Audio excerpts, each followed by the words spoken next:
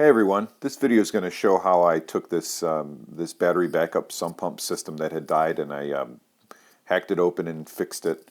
And it's a video of pictures, so it's very few videos about me actually doing it, and more of just screenshots and narration of what I did and how I did it. So hopefully this can help you guys.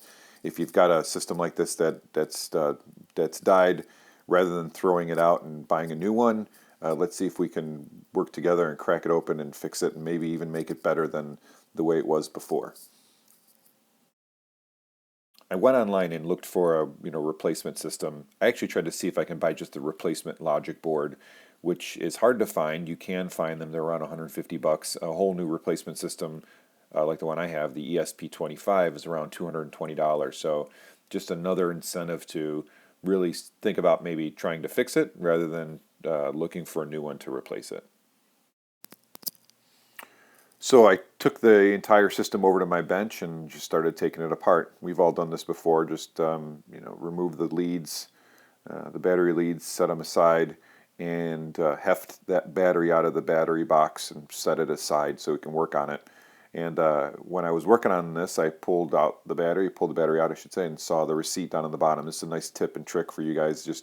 I always put the receipt inside of a plastic bag and throw it in the battery box so that if I have to return the battery for a prorated return, it's always there.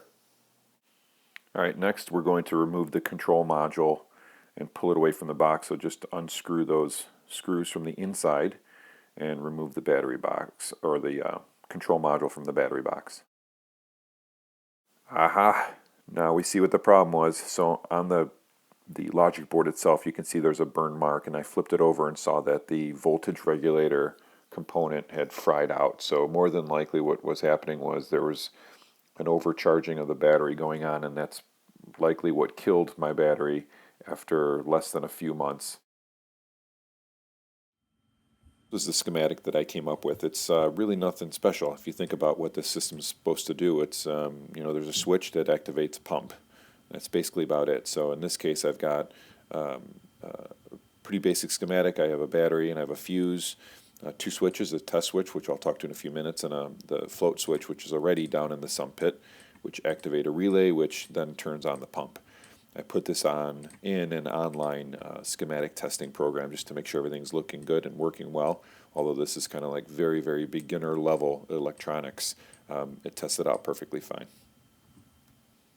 A different visualization of this schematic looks like this. On the right side we have the sump pump control system, and on the left you can actually see the battery charging system. So that's something that I purchased off of Amazon. It's a trickle charger, maintenance charger setup that I've plugged into the system, and we'll see what that looks like in a minute.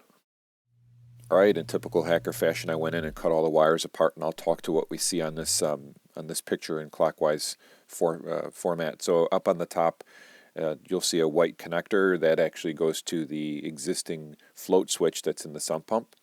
To the right, you'll see a black push button switch. That's a test switch so that I can mount that to the side of the control box on the battery box, and activating that will activate the pump without me having to reach into the pit and manually mess around with the float switch to activate it and test the entire system, or filling it with water, filling the sump with water.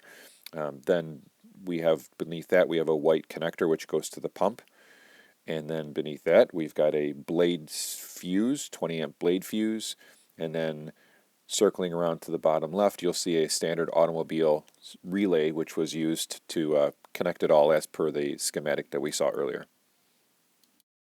I folded all the wires together neatly, somewhat neatly, stuffed it into the box, and then I used a scrap piece of plexiglass cut into a rectangle form just to kind of hold everything together, and I used the existing screws that were used to hold the logic board in place to hold that plexiglass together.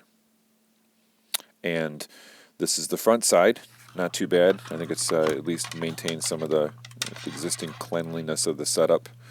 Side switch there, once you hit that, and activates the pump, so you can again test it without having to dig around inside of the sump pit itself.